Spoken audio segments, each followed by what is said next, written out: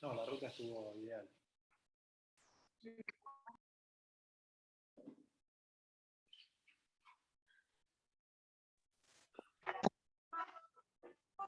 cosa? ¿La del guayo? Buenas a todos y todas. Ya te dejé agua para que calientes, hombre. Esta está fría.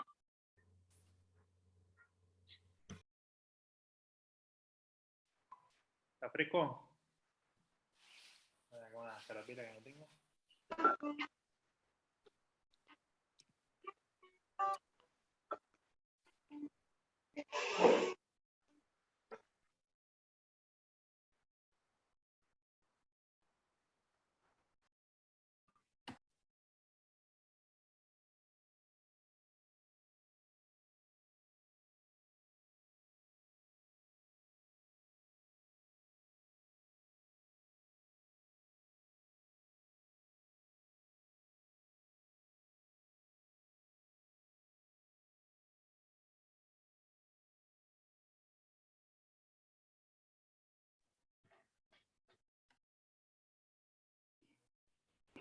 ¿Cómo andan? Hola, dice Alejandra Mortada. Bueno, acá estoy con una compañera, creo que la conocen todos y todas. Bueno, tenemos un amigo de la casa, Pablo Díaz, nos prestó Zoom para tener conexión sin límite de tiempo y para poder grabar. Vamos a esperar unos minutitos más, que hay gente todavía ingresando. Somos 13 participantes.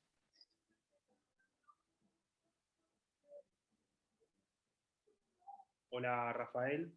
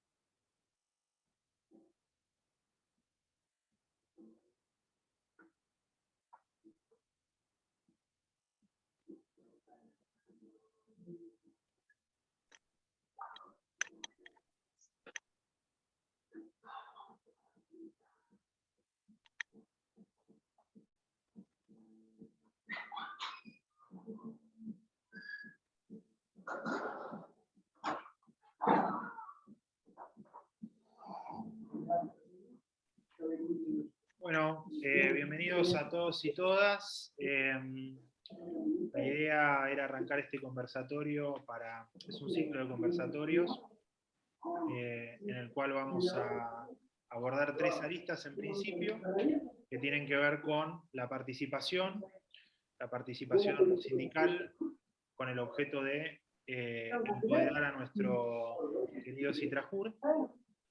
Los 3 aristas que elegimos, hay ahí un micrófono prendido, le pediría a todos si pueden apagarlos.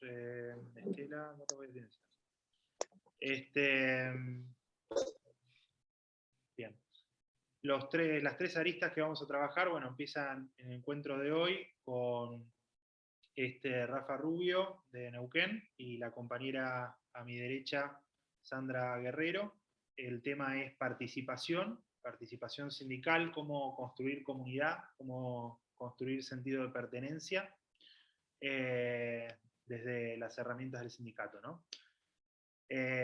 Se va a ausentar Edgardo, nuestro compañero, porque bueno, se siente mal, tuvo una situación y se descompuso, bueno, está en reposo.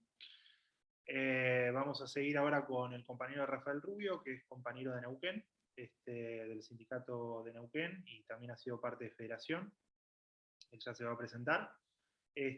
Bueno, ante todo, feliz Día de la Patria a todos y todas. De alguna manera estamos haciendo patria acá en este tipo de encuentros. Se va a grabar, se va a subir al canal de YouTube de La Naranja Judicial. Y bueno, luego de la exposición de los compañeros, del compañero Rubio y de la compañera Guerrero, vamos a hacer una ronda de consultas y de debate, de encuentros, que bueno, eso convierte esto en un conversatorio. Tiene la palabra el compañero Rafael Rubio.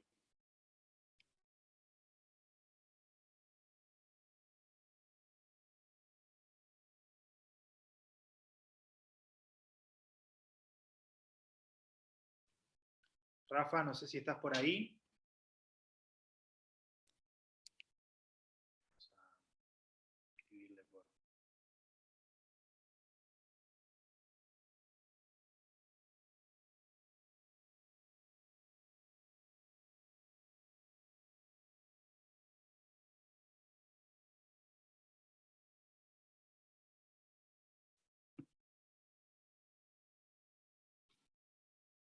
Ruth, bueno, se sigue sumando gente, así que estos percances tienen su lado positivo.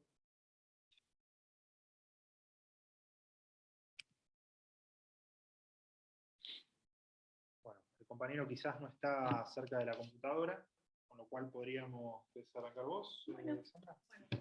Le cedo la palabra a la compañera Sandra Guerrero. Bueno, ¿cómo están todos? Mi nombre es Sandra Guerrero, fui empleada del Poder Judicial hasta hace unos meses atrás. Durante 40 años trabajé para el Estado rionegrino.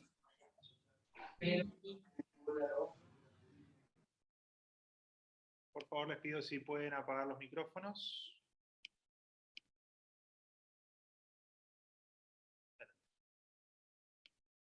Y la propuesta de hacer este conversatorio, en realidad se me ocurre como pensarla como un aporte para la reflexión, y para reflexiones con las que yo también me siento de alguna manera interpelada, de alguna manera atravesada en la trayectoria del CITRAJUR hasta este instante.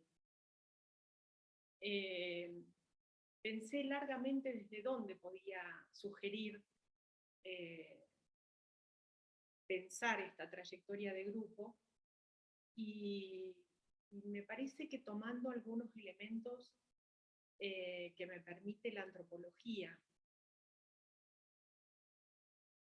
La antropología no hace razonamientos generales, sino que parte para encontrar fuentes de conocimiento de casos particulares, y a partir de las experiencias humanas, de las prácticas humanas, puede elaborar miradas en relación a los grupos y a las configuraciones en las cuales esos grupos se definen y las personas establecen relaciones entre sí y con otros grupos.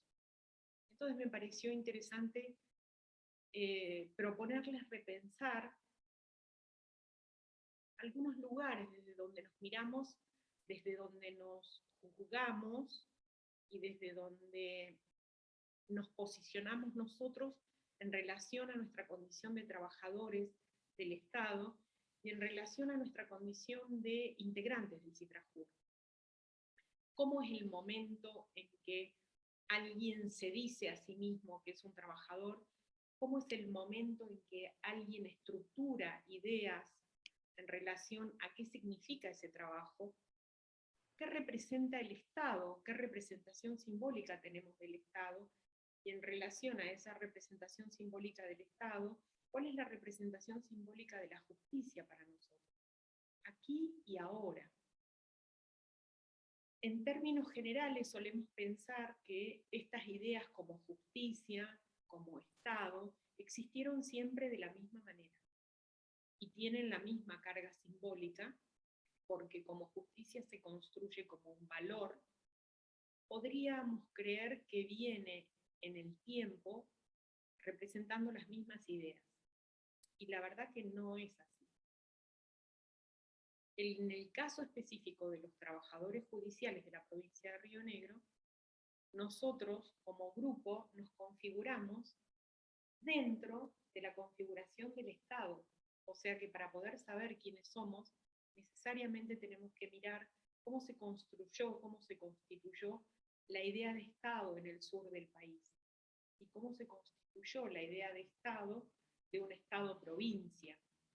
Y en ese sentido, conviene darle siempre una mirada a cómo fueron los enclaves geográficos, cómo fueron los enclaves de avanzada sobre el sur del país, y cómo fue esta idea de Estado configurando una presencia que disminuyó la percepción y la presencia de los grupos originarios que habitaban este territorio, sin dejar que la idea de desierto nos signifique o nos represente que el territorio estaba vacío, porque no estaba vacío absolutamente de nada.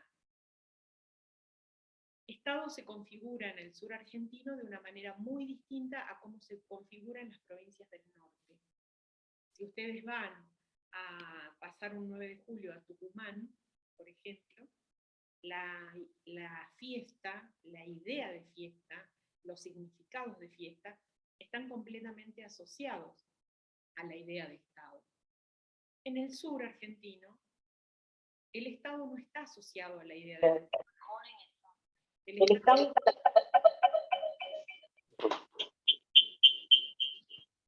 Estado está mucho más asociado a la idea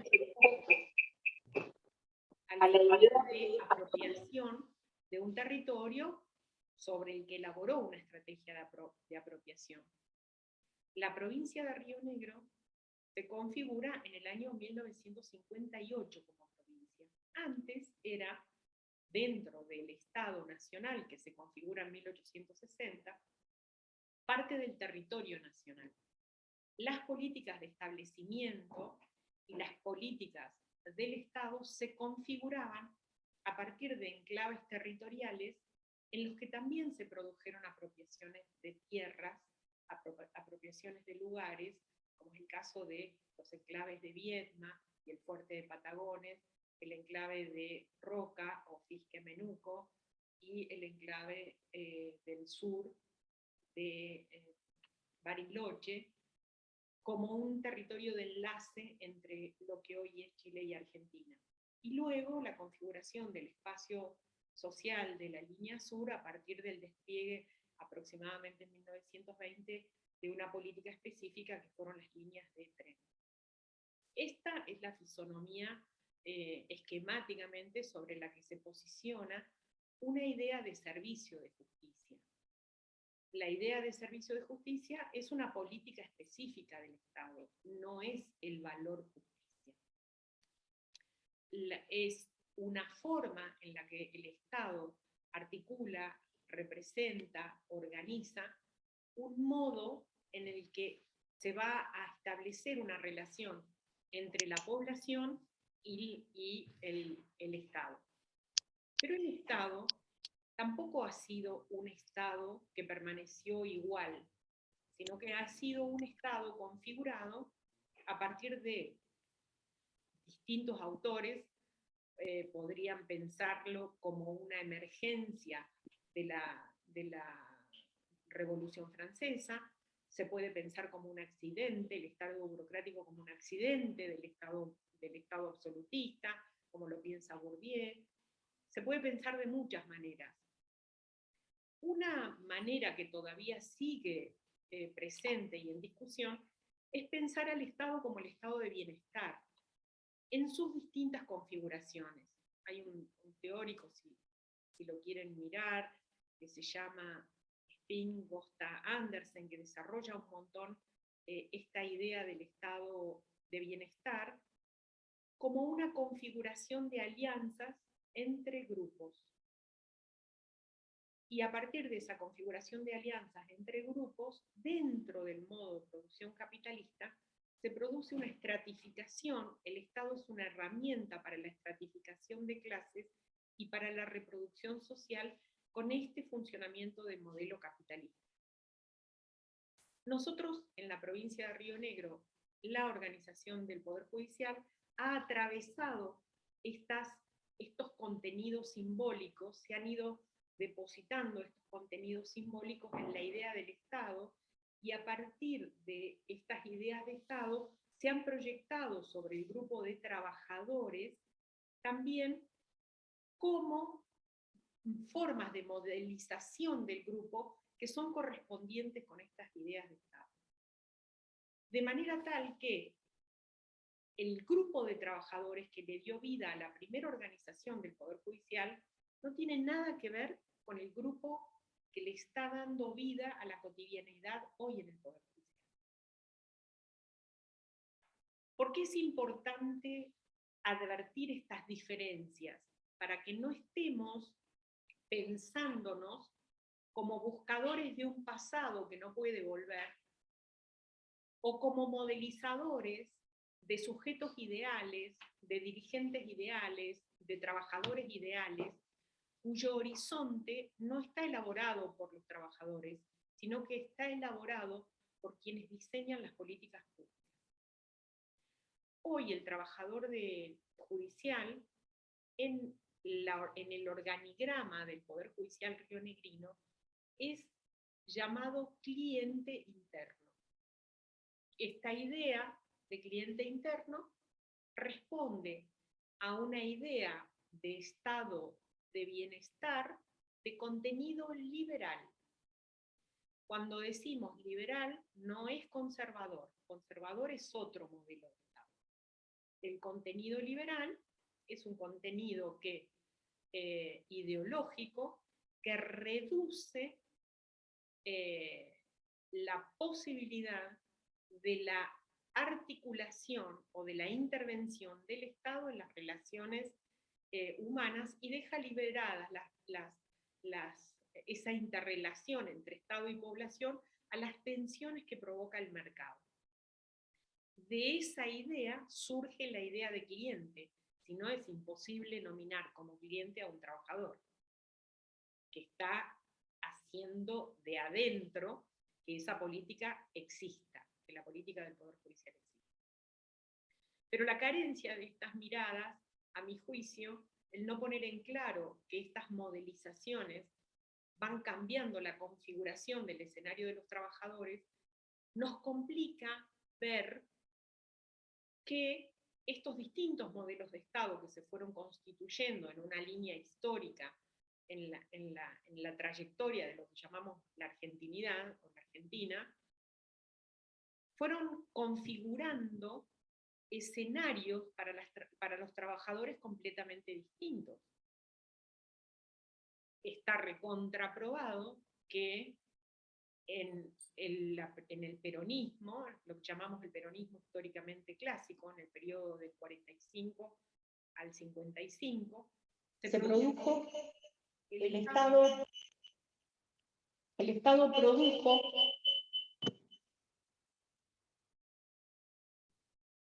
No, todo bien. El Estado produjo políticas de integración social. Es decir, produjo una ampliación de derechos. Esa ampliación de derechos generó una marca de integración de mucha población que no recibía beneficios sociales. La prueba más relevante de esto, la que produce una marca de época, es el estatuto del peón. El peón hasta ese momento era alguien a quien el patrón de estancia le pedía el documento, y cuando iba a votar producía elecciones fraudulentas, que fue lo que pasó en la época de Alvear. El estatuto del peón le da al peón en el campo una singularidad, una posibilidad de construir grupo y de construir las condiciones laborales en que ese sujeto se iba a desarrollar.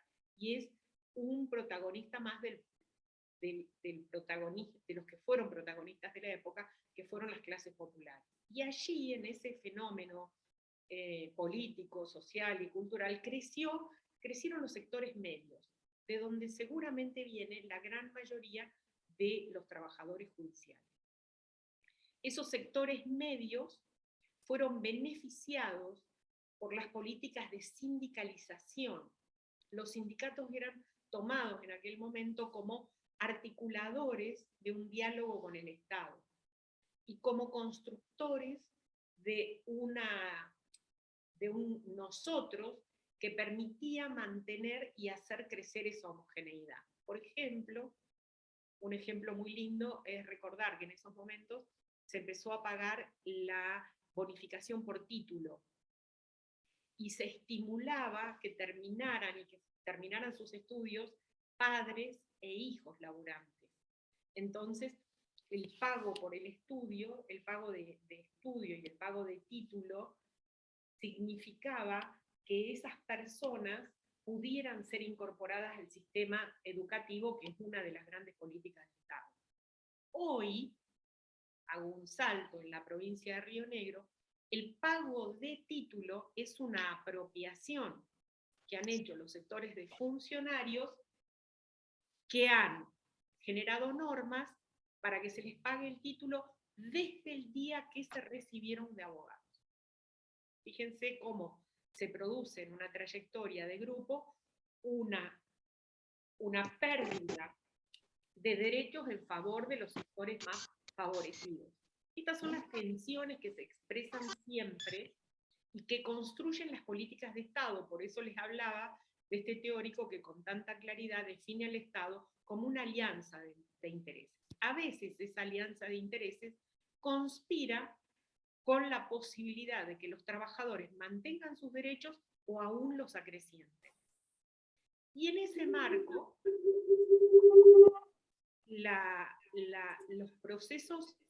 el proceso capitalista tiene, a mi juicio, dos momentos que me gustaría diferenciar. Decíamos que la provincia de Río Negro se constituyó en el 58 y a partir de ahí la estructura del Poder Judicial se lanza en un crecimiento y en la idea de que los trabajadores judiciales son servidores públicos, porque la idea de servidor público impregnaba toda la lógica del Estado, no solo provincial, sino nacional también. Pero, fines de los 80, llegada la democracia, Alfonsín en el poder, con mucho esfuerzo, produce un evento importantísimo que es el juicio a las juntas militares, pero no puede sostener el gobierno por un golpe inflacionario. Ya había habido en los 70, en el gobierno peronista, un golpe igualmente inflacionario que fue una marca tremenda en la memoria colectiva, que fue el Rodrigazo, una resolución que produjo una devaluación del 100%. Una crisis similar, no tan importante, porque el Rodrigazo fue de una noche a la mañana siguiente, se produce en el gobierno de Alfonsín y se empieza a producir ahí un perfeccionamiento de la lógica neoliberal. ¿Qué fue esa lógica neoliberal? El cambio de referencias en torno a la idea del Estado que hace que grupos de poder puedan captar riqueza estatal, y se hace todo un plan de privatizaciones, pero al perder las referencias de qué cosa es el Estado, cambió la jubilación, nos impusieron las AFJP, cambió el sistema educativo, cambió el sistema judicial y cambió el sistema sanitario, y hay una enorme pauperización de la población, se produce un acrecentamiento de la descolectivización. Es decir, grandes masas de población pierden de referencia a los grupos en los cuales se inscribían cotidianamente. Y se verifica, lo que estoy relatando, soy una mera relatora acá, en la pérdida de afiliaciones del sindicalismo. Se empieza a notar, y con alarma, yo participo en aquel momento de encuentros en los que esto era una enorme preocupación, la pérdida de sindicalización. Pérdida de sindicalización que no solo se observa en la Argentina, sino que se observa en todos los países de Latinoamérica.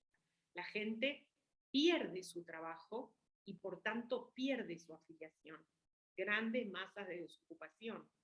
Por eso la CTA elabora, a mi juicio, muy estratégicamente la idea de que cualquiera se puede afiliar a la CTA, incluyendo a los desocupados, que son las personas desocupadas, las personas que regulan el precio del trabajo, ¿no? La idea de que conserva tu trabajo y hacelo bien, porque atrás tuyo hay 200 esperando. Idea que todavía continúa en latencia.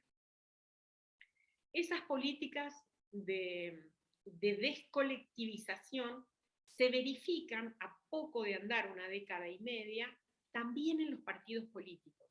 Hay una pérdida de referencia en la identidad política, en la identidad participativa, y no queda nadie ni adentro del peronismo, ni adentro de los radicales que se ufanaban de tener un partido de 100 años, ni adentro de la izquierda, ni adentro quedaron 4. Los demás nos constituimos todos como huérfanos políticos. Y los sindicatos quedaron funcionando con los que pudieron funcionar, porque en ese episodio de cambio de mano de Alfonsín a Menem, los que llamábamos gordos de la CGT, digamos, hubo mucho sindicalismo que pactó buenos negocios con las privatizaciones. Como resultado de estas políticas, en un cambio de época muy importante, se nos empieza a construir otro problema.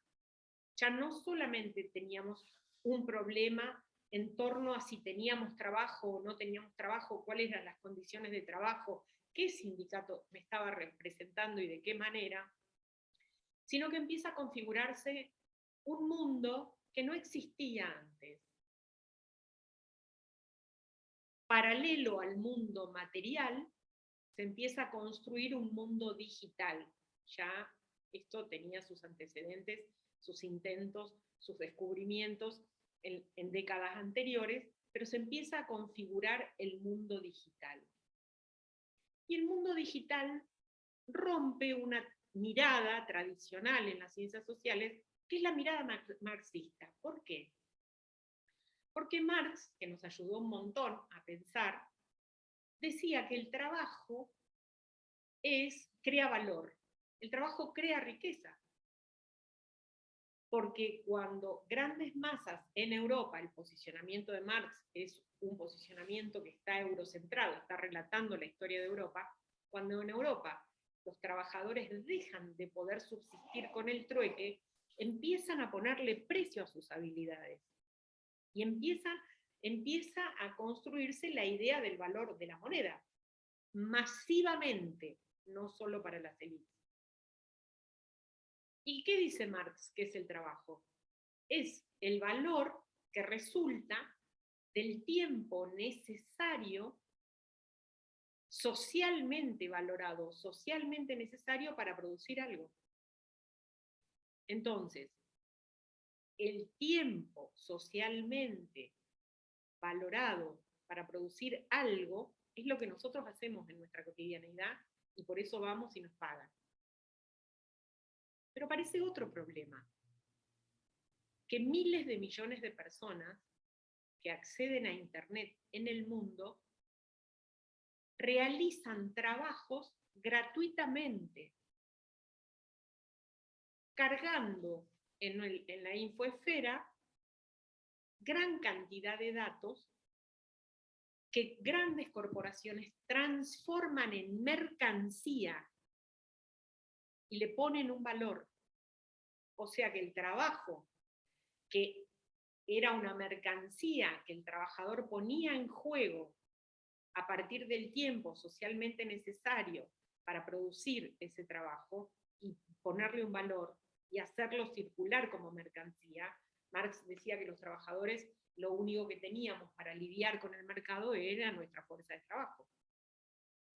Empieza a competir con el tiempo de trabajo que cada uno de nosotros pone gratuitamente para que grandes corporaciones transformen esos datos en mercancía y en mucho dinero que no va a ser nunca nuestro.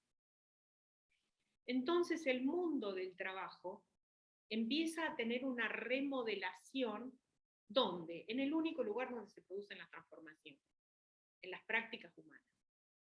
En las prácticas humanas. Allí se producen las transformaciones. Esto es una transformación de magnitud. De tanta magnitud como la transformación que producen los grupos feministas cuando reclaman que se les pague un salario a las amas de casa por la crianza de sus hijos.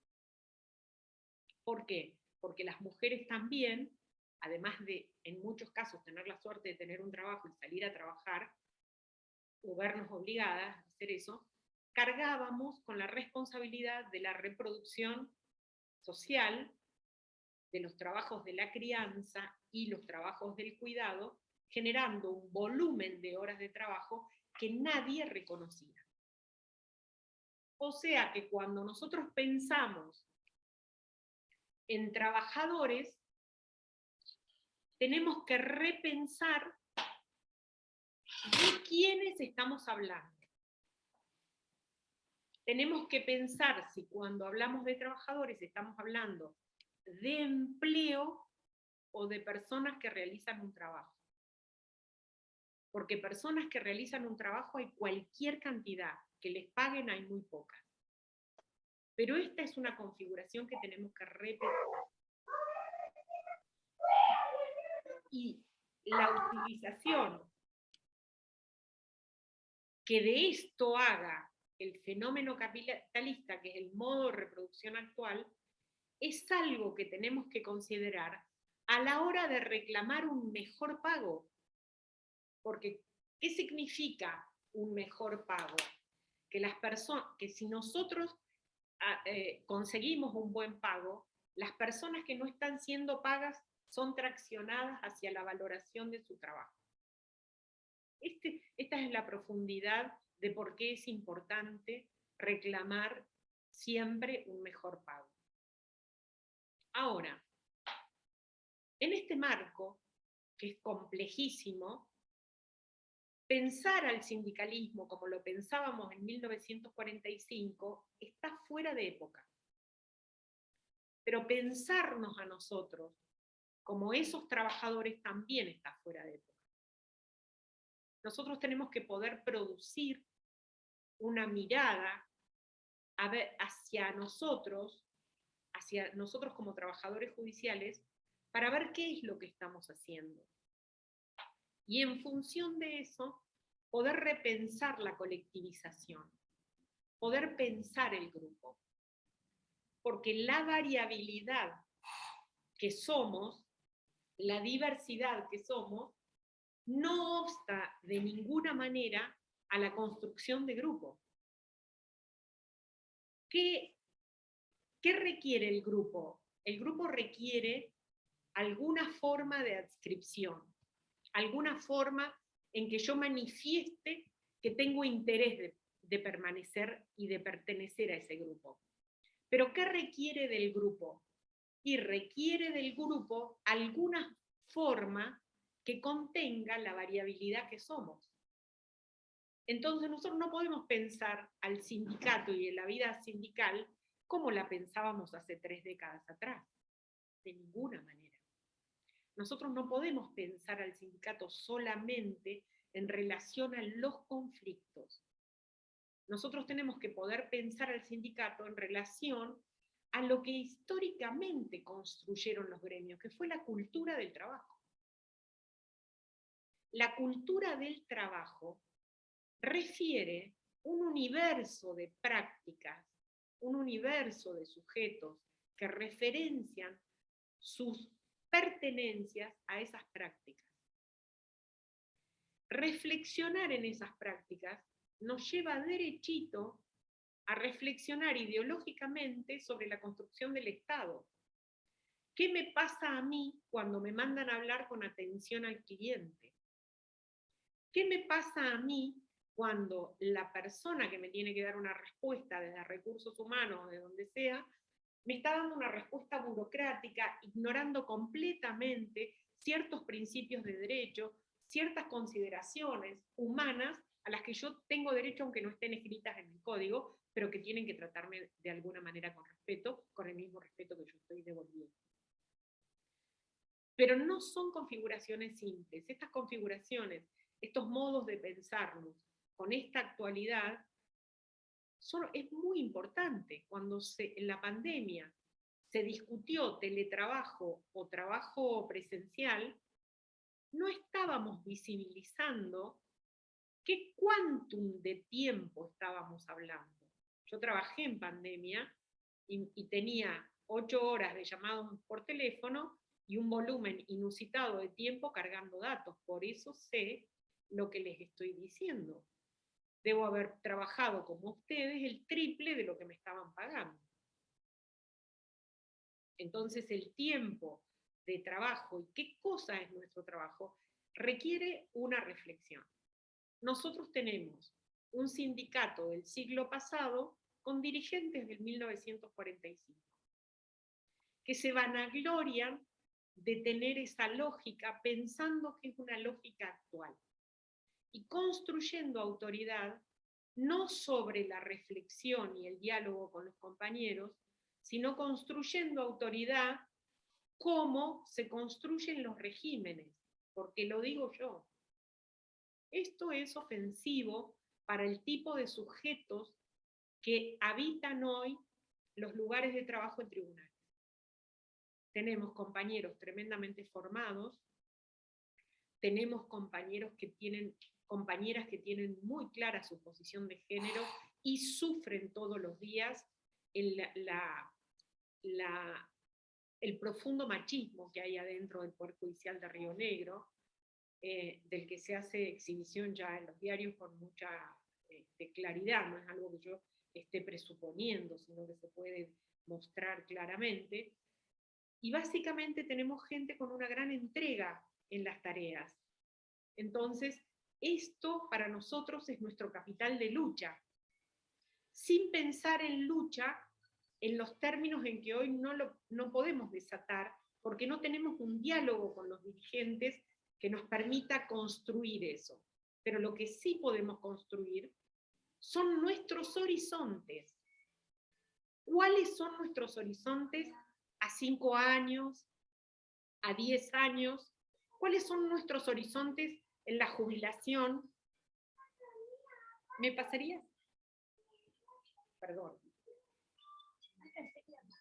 Yo también pensé que era el único. Perdón que interrumpa. Tenemos que pensar en nuestros horizontes.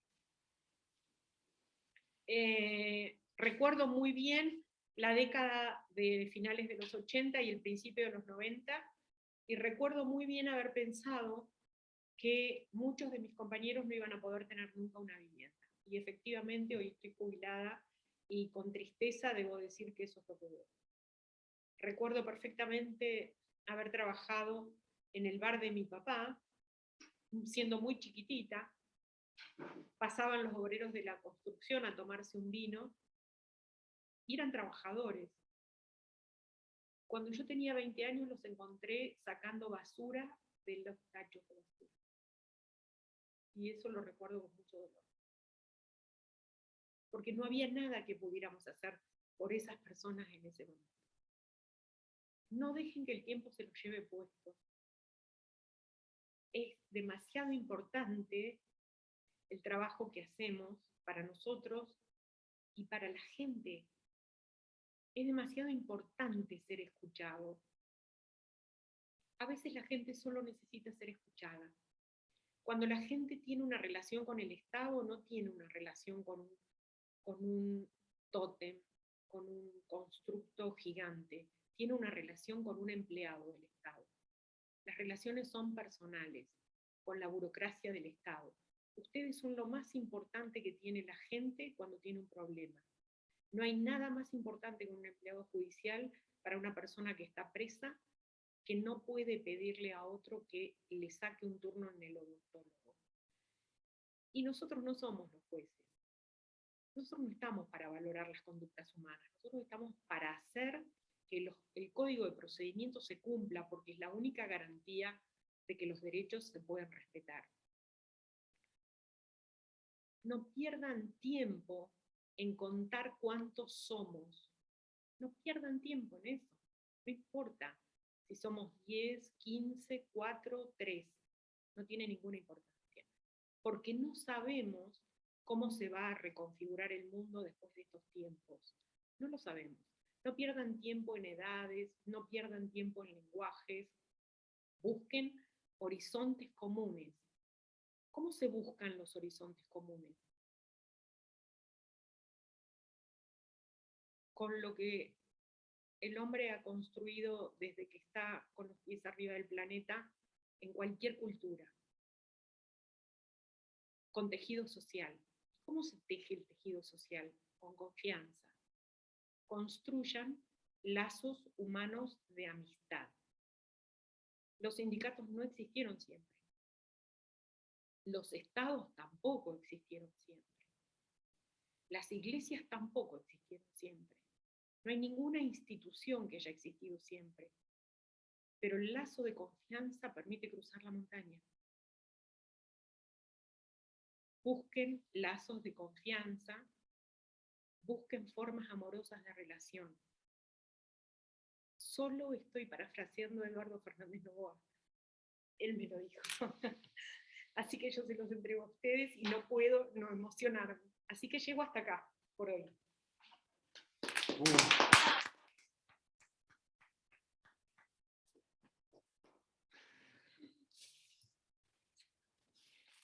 Bueno, hizo emocionar a todos, me parece. Si querés hablar, Rafael, ¿estás por ahí?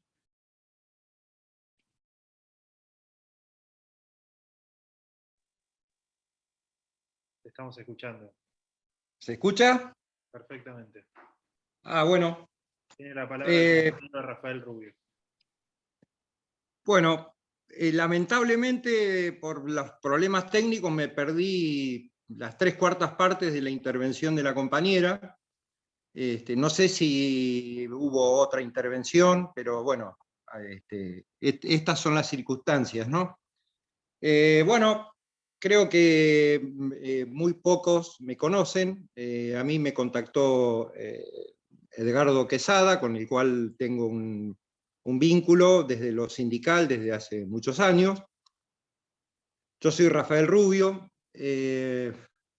participé en la conducción del Sindicato de Empleados Judiciales de Neuquén, en 2 conducciones, una vez como secretario gremial y otra vez como subsecretario general.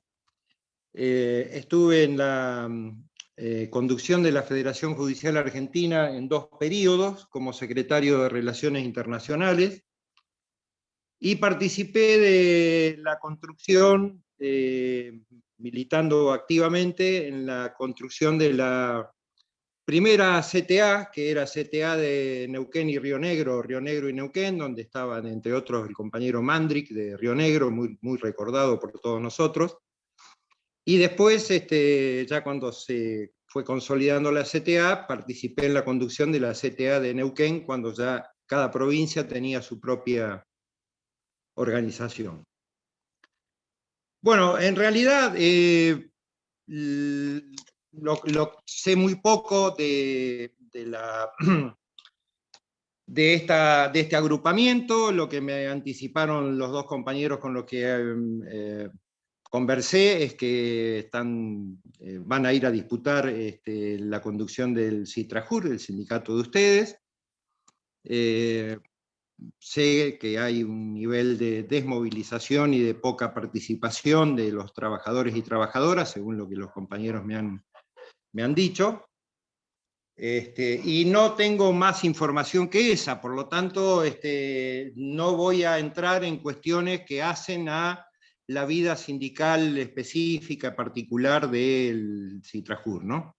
Sería una irresponsabilidad. Yo lo que quiero plantear es que hace no pocos años hay una profunda crisis de representación que es política, pero como estamos hablando en el plano sindical, diría que nos enfoquemos en eso. No hay un entusiasmo por la vida sindical como lo hubo en los años, ni hablar en los años 70, ¿no? Pero como hubo en tiempos de construcción de la CTA, en los años inmediatamente posteriores a la derrota de Malvinas y el retorno de la democracia, etcétera, etcétera. Más bien hay un reflujo, cuesta, yo lo veo, yo no tengo una participación activa en el sindicato en este momento, sí integramos un agrupamiento que se llama Memoria, Pensamiento y Articulación, MPA, que no se planteó la disputa electoral en el sindicato, sino planteamos una construcción a largo plazo, ir desarrollando una serie de ideas, de conceptos y de prácticas, no solo sindicales, sino en articulación con sectores de la sociedad que tienen alguna vinculación o que sufren el accionar del Poder Judicial, más no justicia, porque a veces equiparamos poder judicial con justicia y es un equívoco. Yo lo que planteo es que la crisis que hay en los sindicatos no solo obedece a las prácticas burocráticas, de enquistamiento en los cargos y demás de muchos dirigentes, sino que además de eso, que es importante, que viene de lejos, no es una cuestión novedosa, sino obedece a que los sindicatos, las actuales estructuras, si uno ve la ley de asociaciones sindicales, por ejemplo, que es la que rige la actividad, la que normatiza la vida de los sindicatos, es una ley vieja que fue dictada, fue aprobada e implementada en función del modelo sindical de la CGT. Eso es absolutamente obsoleto, no da cuenta de las nuevas realidades que tenemos, y por lo tanto lo que planteo es que hay un problema de desajuste en lo que es el concepto de la organización sindical, que aún muchos compañeros tienen con muy buenas intenciones, con la nueva realidad social, política y económica que tiene la Argentina y el mundo. El otro día escuchaba un reportaje al líder francés de la izquierda, la verdad que por ahí se me confunde la pronunciación, creo que es Mélenchon, capaz que lo pronuncié mal, pero bueno, se entiende de quién estamos hablando, ¿no? Y él hablaba del desastre, del raquitismo de las organizaciones sindicales europeas.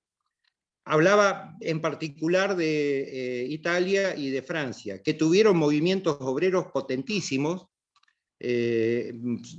con CGT conducidas por los partidos comunistas de los dos países, que eran partidos comunistas enormes en época de la Guerra Fría, y él planteaba de que de eso no queda nada, que el movimiento sindical francés e italiano hoy es prácticamente está desaparecido.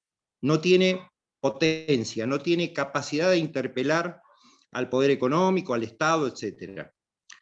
Y eso lo estamos viviendo en parte en la Argentina también. Es decir, no es simplemente un fenómeno eurocentrista, sino que lo vemos acá.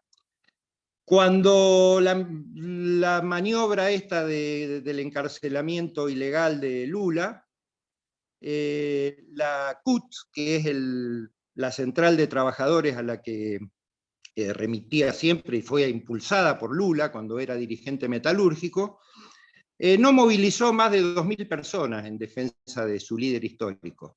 Es decir, eso da cuenta de la debilidad que hay del movimiento sindical.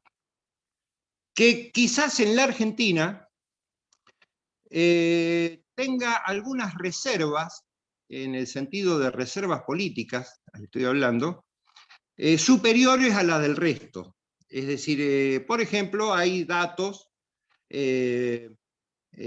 hace algunos años sabemos cómo se construyó el sindicato del subte en la ciudad de Buenos Aires, confrontando con la peor burocracia de la Unión Tranviaria de la UTA, y con el gobierno de la ciudad de Buenos Aires, que estaba en manos de Macri, y con el Ministerio de Trabajo, que obviamente se oponía a que haya un sindicato nuevo que se escinda del sindicato clásico cegetista que era la UTA, ¿no? Vemos que hay algunos sindicatos que conservan cierta vitalidad, por ejemplo, el sindicato de aceiteros, que está en un lugar central, digamos, para lo que es el proceso económico argentino. Estamos hablando del complejo sojero, la producción de aceites, pellets de soja, etcétera, etcétera. Hay datos, por ejemplo, esta derrota que sufrió el burócrata Caló en la UOM, en la elección reciente, donde pensaban que ya tenían todo listo y hasta habían hecho una cena, organizado una cena a la que iba a ir el presidente de la Nación a brindar con ellos, y resulta que las bases dijeron otra cosa y Caló dejó de ser secretario general de la UOM. Es decir, hay algunos intentos interesantes. La reciente elección del SUTEBA en la provincia de Buenos Aires muestra una vitalidad sindical, democrática, y los trabajadores y trabajadoras refrendaron una conducción que, al menos a mi entender, es representativa.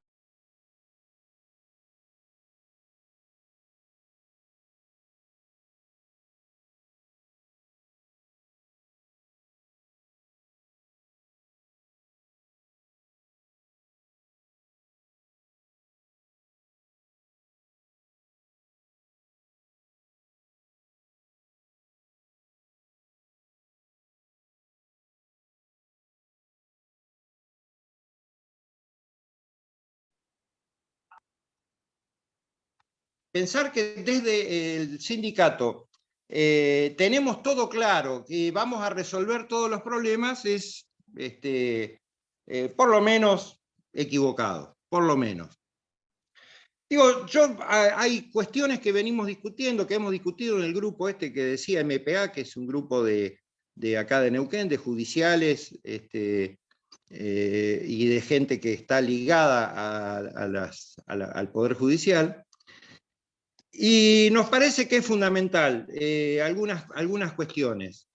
Por ejemplo, los sindicatos tienen que dar cuenta sí o sí de la presencia de la vitalidad de los movimientos feministas. Es decir, un sindicato, y sobre todo los sindicatos judiciales, donde la mayoría, al menos en Neuquén, la mayoría son trabajadoras, no sé cómo es en Río Negro, supongo que será lo mismo, pero acá por lo menos el 55% de la planta de personal son mujeres. Un sindicato que tenga un 35% de mujeres en su conducción ya arranca mal. Si me parece que esa es una cuestión a la que hay que atender sí o sí. Y además, ni qué decir por las prácticas de violencia laboral y de género que hay al interior del Poder Judicial, que muchos sindicatos miran para otro lado. no lo toman como un problema serio que excede a una compañera que ha sufrido ese tipo de agresiones. La otra cuestión que me parece que es fundamental atender tiene que ver con esta cosa de los mandatos. En el caso de Neuquén es una barbaridad. La conducción se elige por 4 años. Es una eternidad. Y además que los mecanismos de participación que están estatuidos son meramente formales, es decir, los que reflejan lo que dice la ley de asociaciones sindicales. Entonces a mí me parece que una de las cuestiones fundamentales a resolver es también discutir e instaurar mecanismos de participación que vayan más allá de lo estatuido formalmente, porque sabemos que modificar estatutos no es fácil, requiere una asamblea específica, mayorías, etcétera, etcétera, pero hay que empezar a ir a discutir estas cuestiones y generar la democratización para que después sea más sencillo modificar un estatuto. Pero yo creo que hay que romper con todas esas trampas, con todos esos mecanismos que impiden que las y los trabajadores incidan en la vida del sindicato. Otra cuestión que también nosotros vemos que es importante atender es la cuestión económica de los sindicatos. Todos sabemos las sospechas que hay, no tanto en los sindicatos nuestros, que no tienen una vinculación con la producción. Nosotros somos un sindicato que está ligado a las prestaciones del Poder Judicial. Pero aún así, entiendo que una cuestión que los resultados económicos de un sindicato se sepan en una asamblea ordinaria anual, que por lo general es una asamblea burocrática, tediosa y demás, nos parece que no está desacoplado con lo que se demanda y con lo que se pide. Yo creo que hay que establecer mecanismos donde la información fluya de manera mucho más rápida, que haya informes por lo menos trimestrales sobre la marcha económico-financiera y sobre los cambios que pueda haber o no en el patrimonio sindical. Me parece que es fundamental que eso sirve para ganar confianza. Otra cuestión que me parece que es central es que la vida de los sindicatos judiciales no puede ser neutral. Es decir, nosotros trabajamos en un poder del Estado que es aristocrático, que es contramayoritario, que es el que garantiza el control social y que termina garantizando las desigualdades que hay en la sociedad. Por lo tanto, un sindicato que no se exprese, que no tenga una lectura sobre qué es el Poder Judicial hoy en nuestras provincias y a nivel nacional ni hablar, ¿no? Me parece que estaríamos hablando de un esquema y de una visión profesionalista que excluye y se desentiende de lo que representa, de lo que hace, de dónde está metido. Ni qué decir de la discusión sobre cómo se eligen jueces, fiscales, defensores y funcionarios menores. Yo creo que lo que se llama y se habla habitualmente de que ni siquiera eso se pudo hacer, de reforma judicial, que era bastante cosmético el proyecto que estuvo en danza, para que eso haya consenso social y sea tomado por muchos sectores, los sindicatos judiciales lo tienen que tomar de lleno. No pueden ser meros espectadores de estas cuestiones donde hay cambios, donde hay procesos reformas de códigos procesales y demás, y la voz sindical no se escucha. Entonces a mí me parece que todas estas cuestiones ameritan un debate muy profundo, que hay que llevarlo en la práctica cotidiana de la vida sindical, si realmente queremos colaborar con la transformación de la realidad en la que vivimos, la realidad del Poder Judicial, que no por nada merece los cuestionamientos que merece hoy y que tiene de enormes sectores de la sociedad. Digamos, hoy el desprestigio del Poder Judicial es mayúsculo y nosotros somos trabajadores de esa maquinaria. Por lo tanto, a mí me parece que es una de las cuestiones que debemos tomar en articulación con sectores sociales que sufren al Poder Judicial pero que no lo integran. Es decir, me parece que hay que, de alguna manera, permear el Poder Judicial a las voces de los excluidos, de las mujeres, de los trabajadores, de los excluidos del sistema económico, etcétera, etcétera. Bueno, yo quería simplemente decir estas pocas cosas, y en todo caso me interesa más participar de un debate, si va a haberlo, y esas un poco son las ideas que quería, de manera desordenada, porque no armé nada, es espontáneo, pero simplemente quería transmitir este manojo de ideas, nada más. Un gusto compartir con ustedes. Bueno, muchas gracias, Rafael. Prendió ahí de toque un cuchito. Bueno, no sé si alguien quiere aportar algo, decir algo más. Y así, muchas gracias, Rafael, dice Clara. ¿Quieres sumarte, Sandy? Estamos acá con Sandy, la compañera Silvia. Bueno, no sé si alguien quiere aportar algo, decir algo, aportar o cuestionar o consultar. El micrófono está abierto. Yo tomé apunte de varias cosas que dijo Sandra, me pareció que tiró un montón de definiciones muy filosas. Espero que se haya grabado bien, porque lo pienso volver a ver, porque se me escaparon unas cuantas. Espero que se haya grabado bien esa charla. No sé si alguien quiere... Sí, acá estás. Rubén, ¿verdad?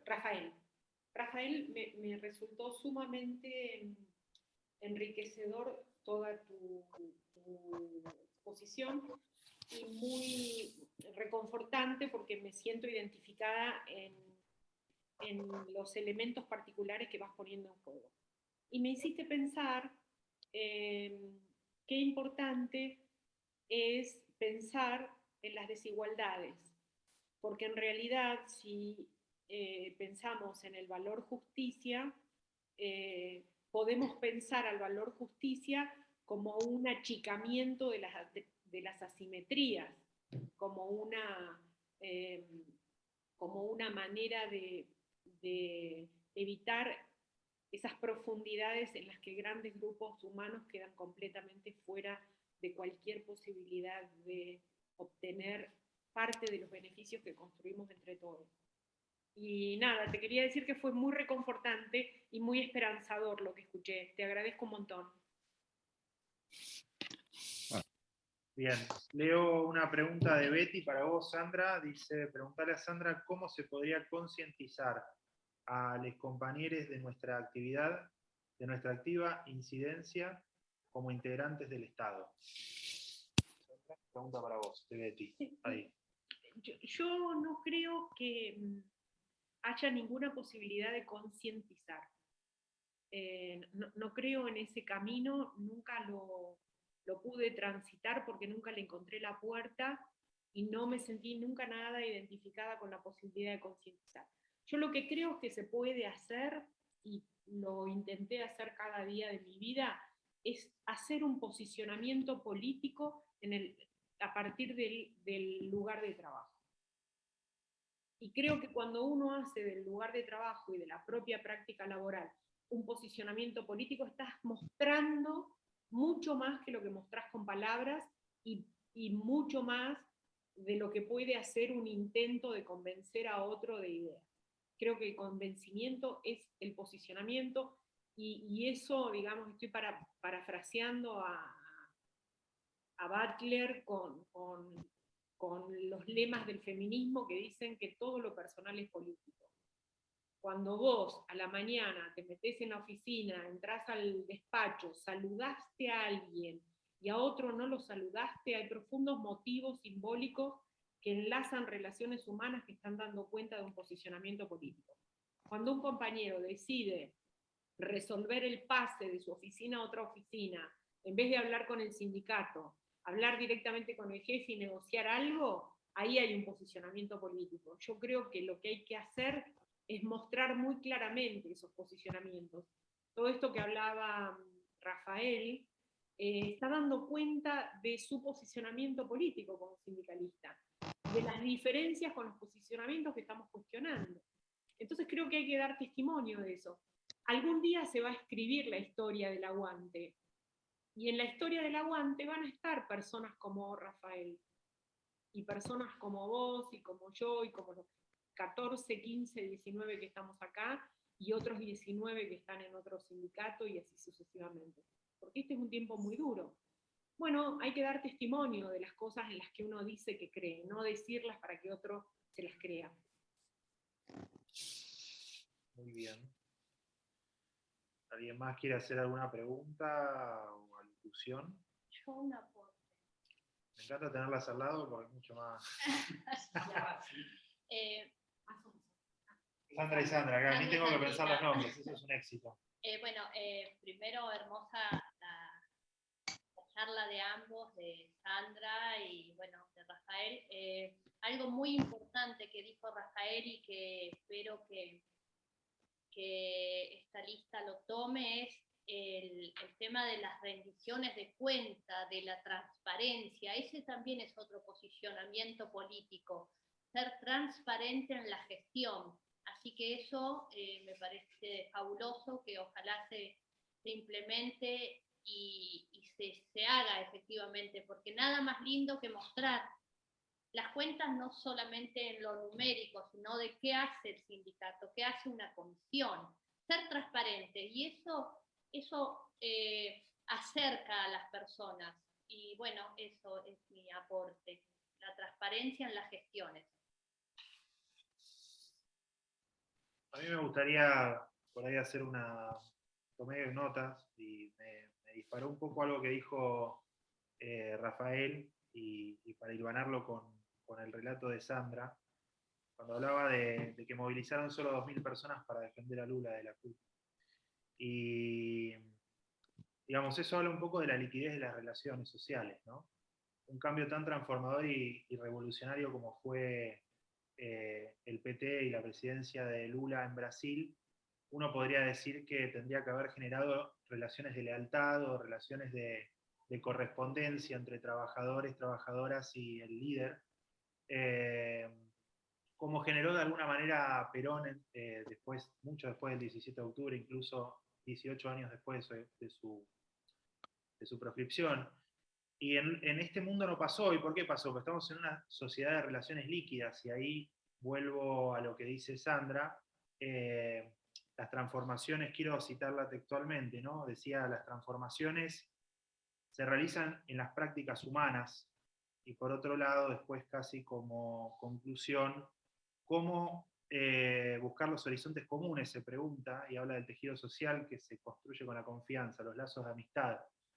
Eso responde un poco a la pregunta que hizo Betty y que es el objeto de estos encuentros: cómo generar participación, cómo generar compromiso con el sindicato, cómo empoderar a las herramientas sindicales para poder tener luchas sociales y conquistas más fuertes y mejorar el nivel de vida de los compañeros y las compañeras. Y eso tiene mucho que ver con cómo generamos prácticas entre nosotros, entre nosotras, empatía, compromiso, que es una vinculación humana y es una decisión unipersonal con respecto al conjunto, y cuando se empieza a generar como un círculo virtuoso, como algo, como el hombre y la mujer en función, en virtud, digamos, ¿no? De ello, se va generando una comunidad, y la comunidad es eso, un montón de personas conectadas por lazos de amistad. Y ese es el gran desafío que tenemos, no solo generar actividades, no solo generar espacios comunes, como puede ser una canchita de fútbol o un viaje juntos o un día de paro, sino cómo vinculamos, las formas en las que vinculamos a las personas para contrarrestar algo muy grande, que también lo dijo Sandra, que es la digitalidad, ¿no? La construcción del sujeto individual, individualista, de esta etapa del capitalismo, que es un capitalismo de consumo, y que se basa en relaciones sociales, podemos decir, pero más que sociales son relaciones de consumo, ¿no? Tratar a un trabajador como un cliente, y es una forma también de vincularnos incluso hasta en las relaciones de pareja, lo vemos, donde más que como sujetos nos tratamos como objetos de deseo, objetos que deben cumplir un rol en nuestro placer y en nuestros intereses individuales. Romper con eso es algo muy grande porque es un paradigma, es un sistema cultural que vamos mamando desde muy chicos, digamos, nuestras generaciones, los que estamos acá, que tenemos 35 por ahí, crecimos con una sociedad ya neoliberal, con medios de comunicación posmodernos y con contenidos posmodernos que nos han formado bajo esa cultura. Entonces es muy difícil romper con ese esquema. Tiene la palabra la compañera Fernanda Maidana.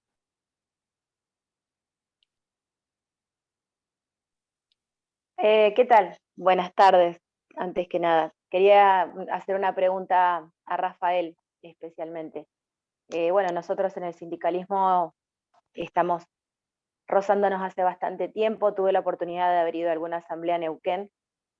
Y en ese momento que fui, hace bastantes años, vi mucha fuerza. La pregunta nuestra viene para poder orientarlo un poco a Rafael también, en que el sindicato nuestro, digamos que no tiene la fuerza suficiente que pretendemos, la que querríamos, la que nos gustaría. Y bueno, como candidatos, obviamente, que somos ahora a la conducción actual, hemos visto una desafiliaciones en masas que nos han hecho perder fuerza respecto a los afiliados, a la cantidad de afiliados que tenemos. Y bueno, eso es un tema que nos preocupa, porque eso nos hace perder fuerza a la hora de ir a chocar, a la hora de ir a negociar. Y bueno, los neuquinos sabemos que siempre tuvieron un poco más que nosotros en ese sentido. Entonces, me gustaría preguntarle a Rafael si nos puede dar algunos tips, algunas sugerencias para acercar al compañero otra vez al sindicato. Queremos acercarlo de nuevo, queremos ser un sindicato fuerte, y más allá de obviamente el baldazo de realidad que es muy importante, a mí me gustó mucho, la verdad. Decirte también que en Río Negro, vos dijiste que el 55% eran mujeres, acá en Neuquén, acá en Río Negro, somos el 68%.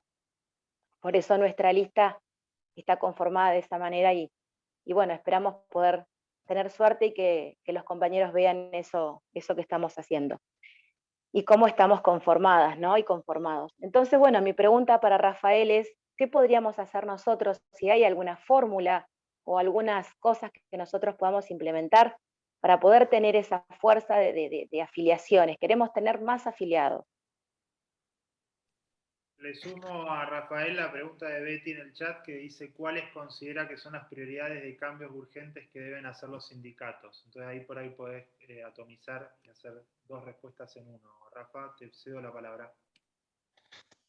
Sí, en primer lugar, la compañera que recién habló planteó que participó de algunas asambleas o algo acá en Neuquén, y que hace ya años, dijo.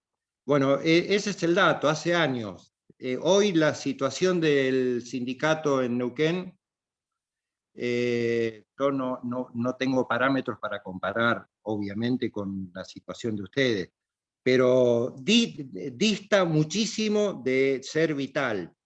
Es decir, hoy el sindicato en Neuquén es un sindicato absolutamente atomizado, donde hay escasa participación, donde hay niveles de burocratización muy, muy anómalos, muy, muy complicados en todas las listas que se presentan.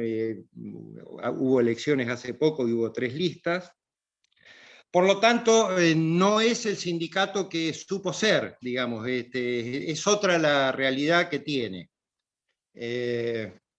Digo para poner en claro que por ahí la situación que la compañera expresó de desafiliación, de poca participación, no es patrimonio exclusivo del CITRAJUR, sino que es bastante generalizado. Yo, por ejemplo, observo la escasísima participación de los sindicatos judiciales de todo el país en el debate sobre el tema de la justicia o del poder judicial. Es decir, son voces ruidosamente ausentes, diría, la de los sindicatos judiciales, empezando por la Federación Judicial Argentina. Entonces, digo, me parece que hay una crisis que no la deben tomar como propia ustedes, sino que es bastante general. Respecto a cómo volver a ligarse con los trabajadores y trabajadoras, cómo volver a que se afilien como demostración de acto de lealtad hacia la organización, a mí me parece que no hay una fórmula, no existe, estaríamos hablando de magia y estaríamos macaneándonos entre nosotros. A mí me parece que el resultado de volver a que el sindicato vuelva a enamorar a los trabajadores y trabajadoras tiene que ver con multiplicidad de factores, es decir, no hay una sola cosa. Tiene que ver con democratizar en extremo la vida sindical, tiene que ver con la transparencia en todos los actos de las conducciones, tiene que ver con la participación en el debate sobre el Poder Judicial que el pueblo necesita, no que esté demandando, porque por ahí no está demandando cosas muy concretas. Sí hay víctimas del Poder Judicial. Y me parece que el sindicato judicial tiene que dar cuenta de eso. Si no da cuenta de eso, me parece que es un aparato aislado del pueblo, de la vivencia, de la cotidianeidad, de los pesares de la población de cada lugar. Después la otra cuestión que me parece fundamental es que esto no es un invento mío ni del grupo al que pertenezco, sino que hay experiencias históricas, sobre todo de Agustín Tosco, que para nosotros es un modelo, más allá de que es de la década del 70, que era un sindicato de energía eléctrica, bueno, es otra historia, pero digamos su práctica. Ellos, por ejemplo, habían establecido que las conducciones, incluyendo el propio Agustín Tosco, periódicamente volvían a trabajar. Es decir, no se alejaban de los trabajadores durante todo el mandato, 3 años, no sé cuánto eran, si eran 3 o 4, sino que periódicamente las conducciones rotaban y volvían a los lugares de trabajo. Es decir, como señal de no despegarse, de estar con sus representados, de vivir concretamente lo que sufren los trabajadores y trabajadoras, etcétera, etcétera. Esto acá lo hemos planteado en Neuquén, por supuesto, sin éxito por ahora. No es algo que enamore a quienes tienen una lectura de la licencia gremial como una especie de premio, como una instancia de goce personal, etcétera, etcétera, ¿no? Pero me parece que es un tema que también tendríamos que observarlo y ver si lo podemos implementar, esta cuestión de la rotación y de la periodicidad en el regreso al proceso de trabajo de las conducciones. Y después me parece que otra cuestión que tiene que ver es la firmeza, pero que no haya lugar a dudas, la firmeza con que el sindicato defiende a los trabajadores, cosa que acá en Neuquén en los últimos años hemos visto, por ejemplo, hubo a un grupo de trabajadoras que acá se denominan profesionales auxiliares de la justicia, no sé allá, pero que son psicólogas, trabajadoras sociales, etcétera. Bueno, sufrieron una persecución y sanciones muy fuertes y el sindicato miró para otro lado. Eso lo logramos revertir en plena pandemia, impulsados del grupo nuestro con otros sectores, y logramos que el Tribunal Superior de Justicia deje sin efecto esas sanciones que eran muy severas, 15 días de suspensión sin goce de haberes.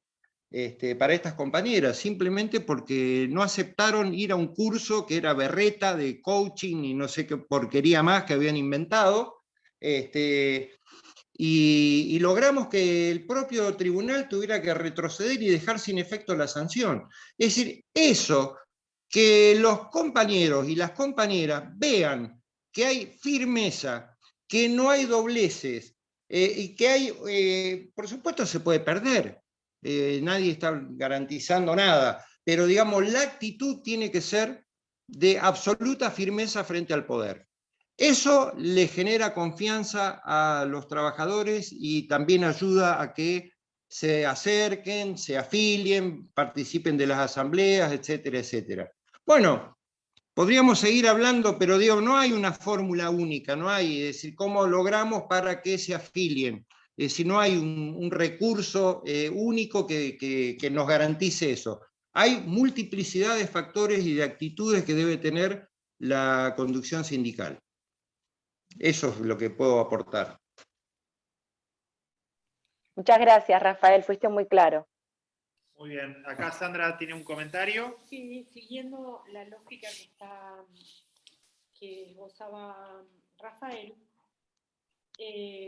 un elemento sustancial que guía nuestras acciones, las de cualquiera, es la necesidad de reconocimiento, que otros nos reconozcan. En términos generales, en el empleo estatal en Río Negro, esto lo pude ver con mucha claridad en Bariloche durante la pandemia, los empleados del Estado tienen muy baja estima. Muy baja estima. No sé si ustedes recuerdan la alegría del personal de salud cuando la gente al comienzo de la pandemia les agradecía el servicio que estaban prestando. ¿Se acuerdan de esto? Y deben acordarse probablemente después, cuando se liberó la circulación, el estupor del personal de salud frente a la cantidad de casos de COVID y a la circulación inescrupulosa con el argumento de unas vacaciones y del turismo acá en Bariloche, que hacía que los casos, tanto en enero del 2021 como en enero del 2020, fueron momentos tremendamente críticos. De hecho, Bariloche fue la ciudad con mayor reproducción de casos. El reconocimiento inicial que les señalaba, que ustedes se deben acordar, cuando la gente cantaba y les agradecía a viva voz y aplaudía, no era por plata, era el reconocimiento del servicio, de estar al pie del cañón. Y esto tenía un enorme significado para los trabajadores. Hoy, hace 15 días, todo el personal de terapia intensiva del Hospital de Bariloche renunció. Y esto lo silencian los diarios. Compañeros, no en un tiempo en el que el signo del capitalismo es la autoexplotación, ya no nos explota solamente nuestro trabajador, nuestro empleador, sino que nosotros hemos internalizado la autoexplotación, lastimando nuestro cuerpo, nuestra psique, nuestras emociones con esto. El reconocimiento del grupo de pertenencia es fundamental. Nosotros no hacemos nada, pero nada, por reconocerle a nuestros compañeros de trabajo si hacen bien su laburo. Nunca. Nunca. Pregunto a todos los compañeros que se han jubilado si alguna vez les reconocieron esto. Nunca, jamás. Esto es lo que yo quería señalar respecto de la cultura, porque el contexto de producción de un sindicato, el contexto de producción de la vida sindical es este contexto. Cambiemos el contexto, muchachos. Con confianza, con respeto y levantando la estima personal de los compañeros que realizan trabajos en condiciones horribles. Lo primero que tenemos que hacer es reconocerlo. En el caso que contó Rafael, cuando los compañeros se sienten reconocidos por la dirigencia gremial y esta enuncia la magnitud de la incidencia que tienen ciertas condiciones de laburo, los compañeros vienen solos al sindicato. Perfecto. Bueno, vamos cerrando por hoy.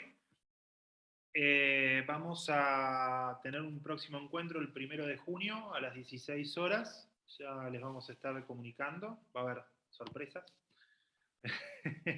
Ahí Betty ya nos dará la primicia. En caso de confirmarse. Así que nada, nos vemos el 1 de junio a las 16 horas para el próximo encuentro. Gracias a Sandra, gracias a Rafael. Y bueno, seguimos en contacto y en comunidad.